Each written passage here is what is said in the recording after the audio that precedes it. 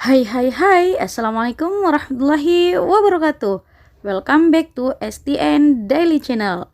Terima kasih buat Bapak Ibu dan teman-teman semuanya yang udah support terus channel ini sampai dengan sekarang.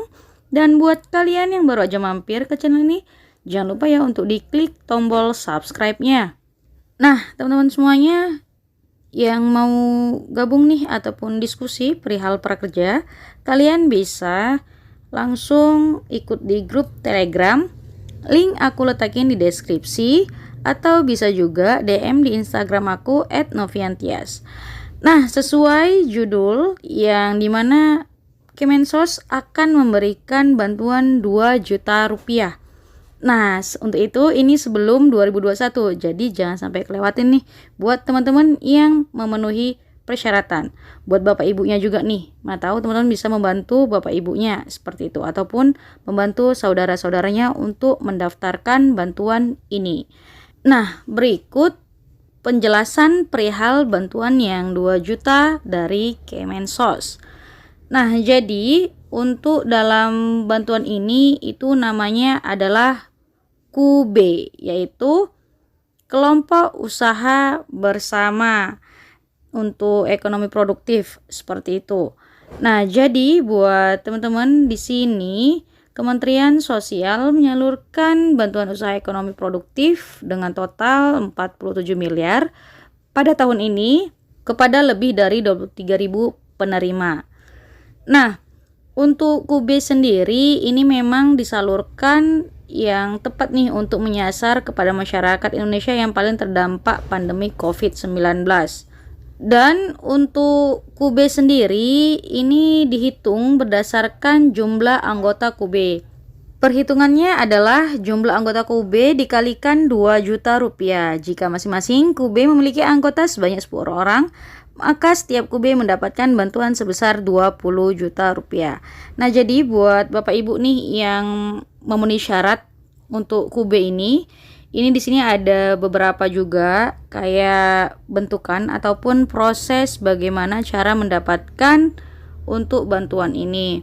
Nah, di sini memang untuk QB sendiri ini adalah program penanganan fakir miskin dari Kementerian Sosial. Seperti itu. Nah, jadi di sini sebentar kita lihat ya.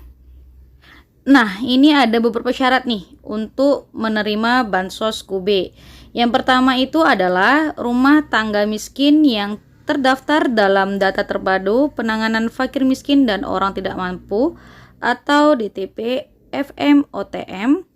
Yang kedua, memiliki kartu tanda penduduk atau KTP dan juga kartu keluarga atau KK. Yang ketiga, telah menikah dan atau berusia 18 tahun sampai dengan 60 tahun dan masih produktif. Yang keempat, belum pernah mendapatkan bantuan QB. Jadi buat Bapak Ibu nih yang belum pernah mendapatkan bantuan QB sama sekali bisa nih untuk mendaftarkan seperti itu. Yang kelima, membentuk kelompok beranggotakan 5 sampai 20 orang yang tinggal berdekatan berdomisili tetap. Yang keenam, mendapat rekomendasi dari Dinas Sosial Kabupaten atau Kota setempat. Jadi Bapak Ibu ketika sudah memiliki kelompok usaha bersama, Bapak Ibu bisa nih mendapatkan ataupun meminta surat rekomendasi dari Dinas Sosial Kabupaten maupun Kota Bapak Ibu masing-masing.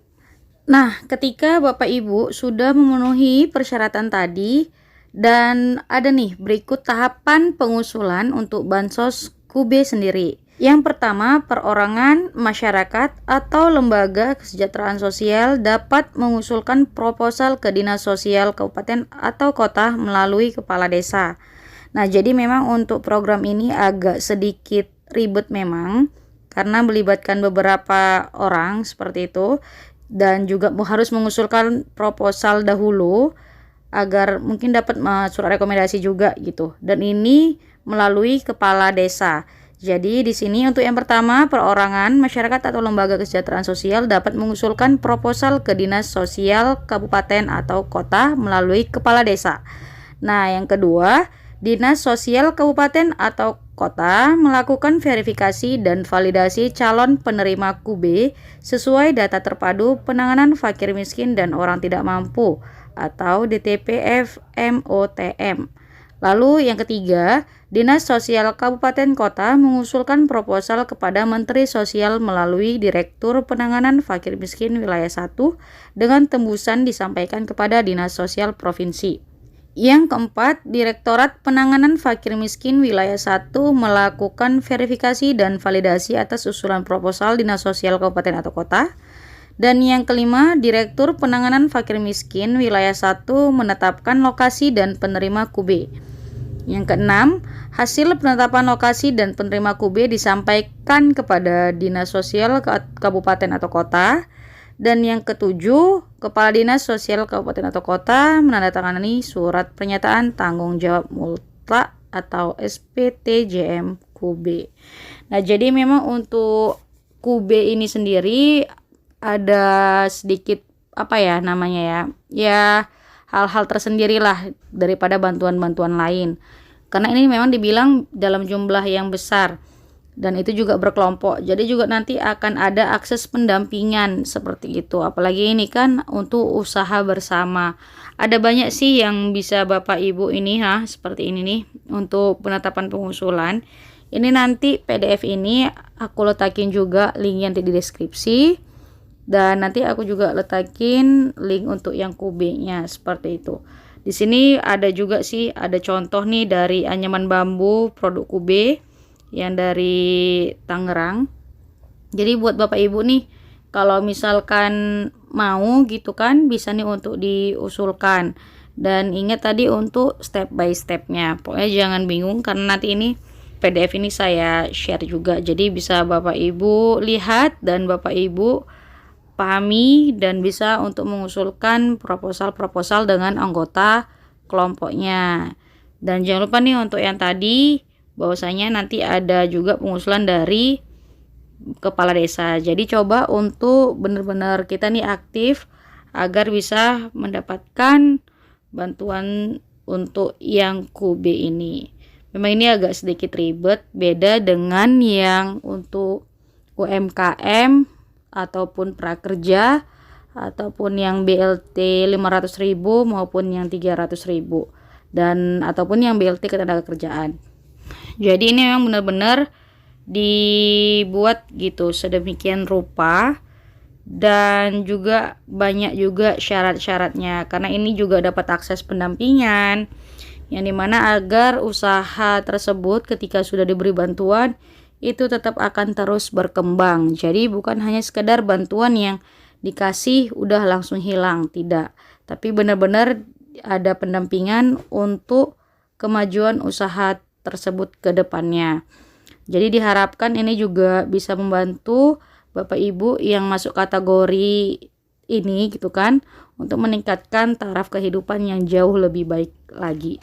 Nah, jadi Bapak Ibu bisa nih untuk langsung tanyakan bagaimana prosesnya juga, nanti akan saya lampirin ini.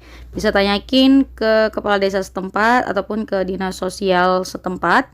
Memang agak ribet, namun ini untuk membantu usaha Bapak Ibunya juga seperti itu. Ini berkelompok ya Bapak Ibu.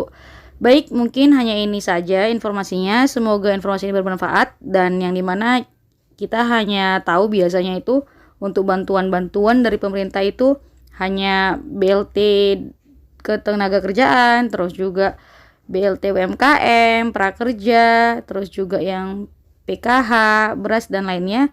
Tapi ternyata masih banyak bantuan sosial dari Kemensos juga, dari pemerintah untuk usaha-usaha lanjutan. Yang kemarin juga ada yang 3,5 juta seperti itu.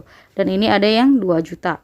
Nah, pokoknya tetap semangat buat Bapak Ibu dan semoga ini bermanfaat buat Bapak Ibunya dan jangan lupa untuk di-share.